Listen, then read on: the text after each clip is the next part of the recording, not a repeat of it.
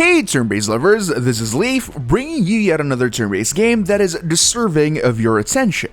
This time we'll be showcasing a game that may potentially be near and dear to the hearts of turn-based lovers all around the world. That is because, as you may have noticed, this is a mecha turn-based RPG that looks all too familiar. Mecharashi is a sci-fi mecha turn-based SRPG that will be releasing globally very soon, and as you are seeing from the footage, it does heavily resemble a similar game franchise you folks might recognize as Front Mission. This is precisely because Mecharashi was originally supposed to be Front Mission 2089 Borderscape, a collaborative effort between Blackjack Studio and Square Enix to create an online Front Mission game for Apple and Android devices. But because the studio's partnership with Square Enix had come to an end, the then in development game was reworked into its own independent IP. But despite the change in name and branding, Mecharashi still carries the charm, gameplay, and essence of a Front Mission game, but I dare say improved in a lot of different aspects, featuring gameplay features like immersive and interactive turn-based mecha battles,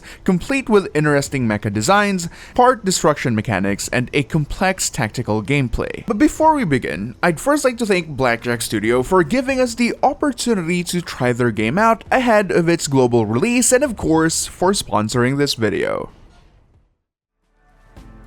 Mecharashi is a sci-fi SRPG set in an alternative militaristic world of the near future, where mech suits called STs are widely utilized as combat weapons. In the game, players follow the story of Caden and his mercenary team, the GKD Squad, as they navigate a world in conflict, dealing with various military forces and uncovering intertwined conspiracies between our main characters and an elusive organization shrouded in mystery. The story of Mecharashi is mainly told through classic visual novel style dialogues, but on special points of the story, you get these amazing pre-rendered cutscenes that enhance the immersion of taking in everything that this universe has to offer. The world setting is also something worth talking about. Throughout its story, Mecharashi's world feels rather fleshed out, populated with different factions, geopolitical issues, and interesting characters. And every character in the game has their own distinct goals and aspirations that justify the things they do. These things remind me of similar well-made sci-fi universes like Ace Combat, where you're put in a scenario where you have to participate in an ongoing war as the oblivious new guy, only to later find yourself at the center of a wider conspiracy that involves the entire continent. The story, while feeling a bit rushy in some regard, is reminiscent of works like Metal Gear Solid, with how complex character relationships are and how conspiracy and espionage become the main driving source for the game's narrative. There are only a few online games out there that manage to grab my attention with narrative alone, as I often find myself clicking on the skip button whenever any type of dialogue presents itself. But Mecharashi is one of those few games that actually managed to somehow pull me in, as I found myself being fully immersed in its rich world and engaging story. Because this project was originally supposed to be a new entry to the Front Mission series, Mecharashi's design philosophy, especially towards its visuals, are deeply rooted in Front Mission's style and appeal. Everything from the environments to the mechs and even the UI and animations, Mecharashi took the core principles that makes up a Front Mission game's visuals and elevated it to the next level, modernizing the style and the graphics to be on par with the current generation of gaming. The hand-drawn character illustrations also give each and every individual character in the game their distinct looks and personalities. The mechs, or ST's design, also look visually appealing, especially when you consider that you can freely customize the color scheme of a mech. And aside from that, the mechs have individual parts for the head, arms, and feet. And swapping out parts also changes their looks in-game, and I love myself some visual progression when playing RPGs. A chunk of the story is also told through high-quality, pre-rendered 3D FMVs, but the thing that I appreciate the most in this game's visuals are the animations during combat.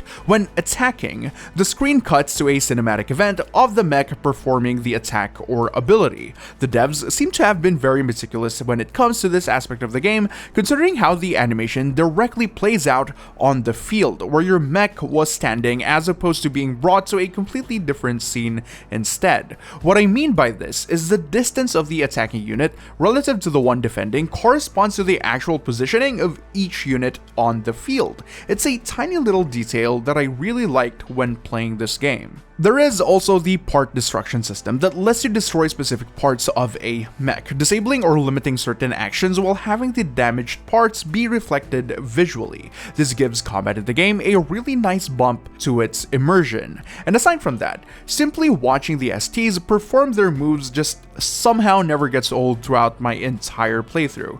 But if you end up getting tired and impatient of these animations, you can also just disable the feature and crank up the game speed to up to 3 times. Mecharashi is first and foremost a turn-based tactical RPG or an SRPG, but we can further divide the genre into 2 spectrums, the ones that can take an infinite amount of turns and those that end swiftly and decisively.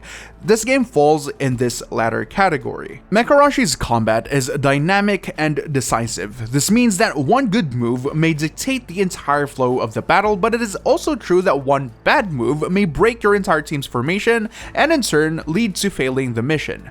This is because the game features a retaliation system where attacking a unit within their range of engagement allows the target to retaliate with an attack of their own. Coupled with fairly low stat values and high damage scaling, oftentimes it only takes a couple of shots to completely disable a unit or even eradicate them from the battlefield, which is also true for your own units, especially on more challenging missions. Aside from that, Mecharashi also features parts and part destruction, wherein a mech has 4 distinct parts, namely the body, the left and right arms, and the feet. These parts have their own independent stats and HP that make up the entire mech as a whole. Destroying a part hinders a mech in specific ways. Destroying an arm disables the weapon equipped on it. Destroying the feet makes a mech mostly immobile, while destroying the body results in the entire mech getting destroyed. This system makes for deeper strategies and decision making whenever tackling different types of enemies. The game also has quality of life features for those who find tediousness in the combat animations.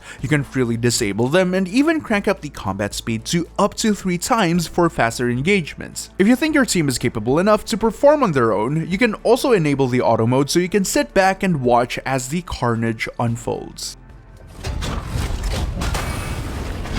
In Mecharashi, the weapons equipped by a mech dictates the role they ought to play. While a pilot has certain skills specific to a type of weapon, you can freely swap their mech's weapon to the one that you prefer.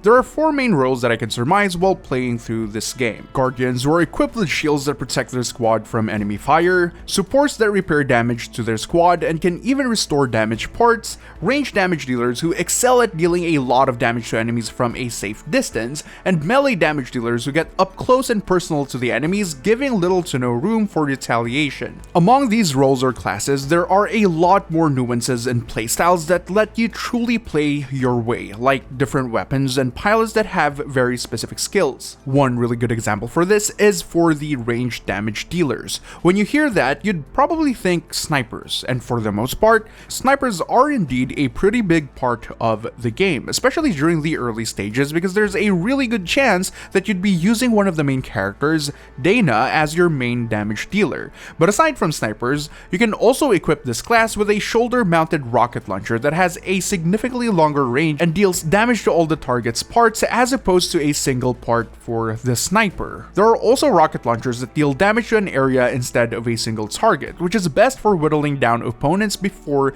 dealing the decisive blow. And there are many more varieties of STs or mechs to choose from, and different weapons and armor combinations that open up an almost endless amount of customizations. Witness unleashed power, birth from pain!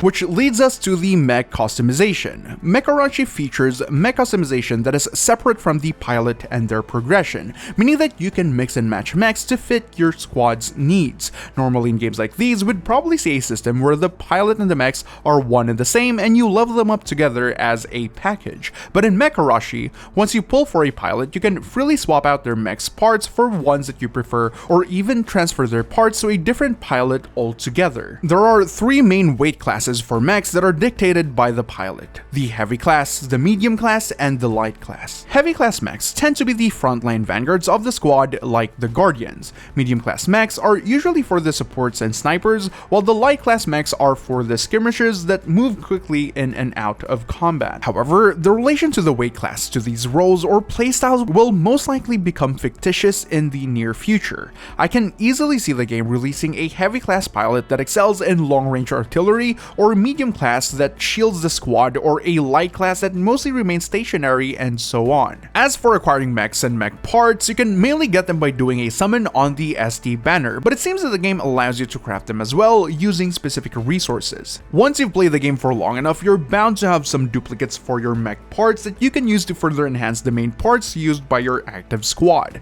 But duplicates aren't the only thing that lets you strengthen your mechs, because you can also separately level each part using upgrade materials to increase their combat capabilities. As for further customization, the game also lets you customize a mech's appearance by manipulating their color scheme, which is a pretty basic visual customization feature for now, but it can easily turn into something really interesting in the future.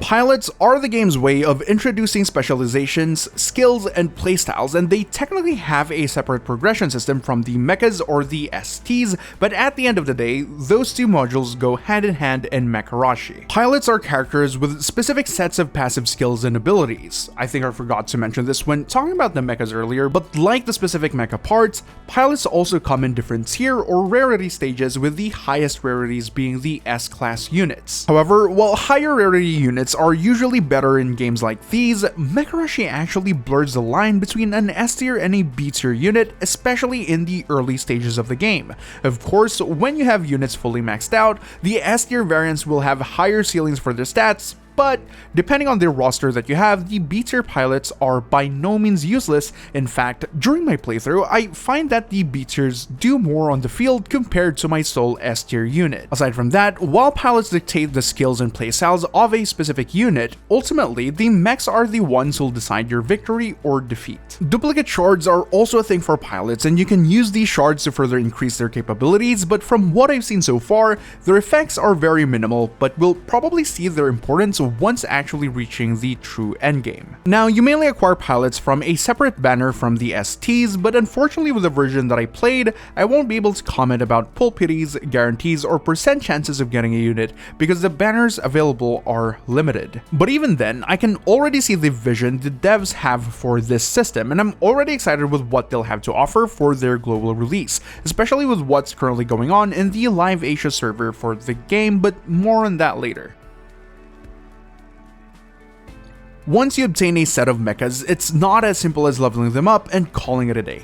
As I mentioned earlier, mechas are divided into 4 different parts: the body, the left and right arms, and the feet. Obtaining parts by summon or crafting may yield only one part depending on the manner you obtain them. This means that while complete sets of parts are generally good, you can also mix and match these parts depending on your preference. Aside from the parts of the mech, another thing that is a core mechanic of the game are weapons. Mecharashi has a wide variety of weapons that can be slotted on different parts of the mech, but the ones that deal damage are usually equipped on their arms or both for two-handed weapons like the sniper rifle. Currently, every mech has 5 weapon slots: the left and right shoulders, the left and right arms, and a slot for the back. Usually, you'd find missile launchers equipped on the shoulders. Most of the weapons would be equipped on the arms, and healing and utility weapons are equipped on the back slot. The different types of weapons work very differently. One category, for example, melee weapons, have a variety of different types that inherently work differently from each other.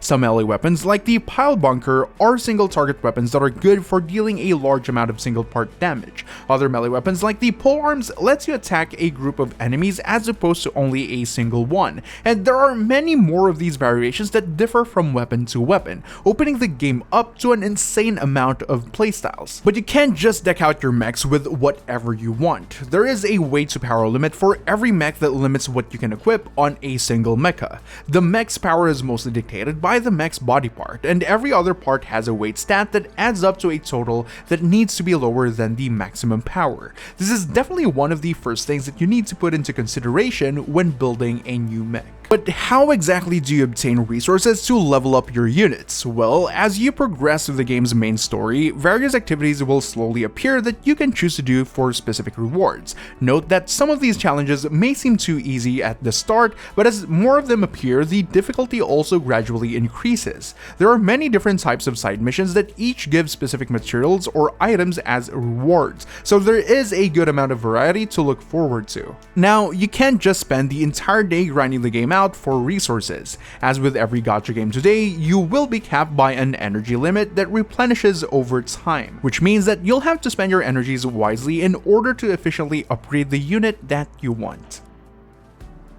So, I'm not entirely sure if you're getting these collabs when the game finally comes out for its global release, but in the live servers today, there are a few interesting events and collabs happening, which is a pretty good starting point when speculating about what this game will have to offer. The game had collab events with Nvidia as well as Republic of Gamers, more commonly known as ROG, each giving out a free themed mecha as part of their respective campaigns. Aside from that, the game also had a crossover update that brought Neon Genesis Evangelion characters as well as Evas to the game. Well, ST's designed to look like Evas at least. You could just imagine the sheer power creep problem if they introduce actual Evas into the game, but even then, this collab goes absolutely crazy and the Evas feel like they're actually out of this world in terms of looks and combat ability. While I'm someone who prefers continuity and immersion, these Evas actually somehow feel like they totally belong, and I'm hoping that we get this collab on the global release as well because they absolutely look amazing. And that is all I have for today. I had a really good time trying this game out during the past few days, and if I didn't make a conscious decision to stop playing the game, I probably wouldn't have been able to bring you guys this video. Anyways, if you're as interested and hyped about this game's global release as I am, consider clicking the link down in the description to pre-register and help us attain the pre-reg goal, which will undoubtedly give some additional rewards. Remember to hit like, subscribe if you're new around here, and remember to follow Turn-Based Lovers for everything turn-based. This has been Leaf, and I'll see you guys on the next one.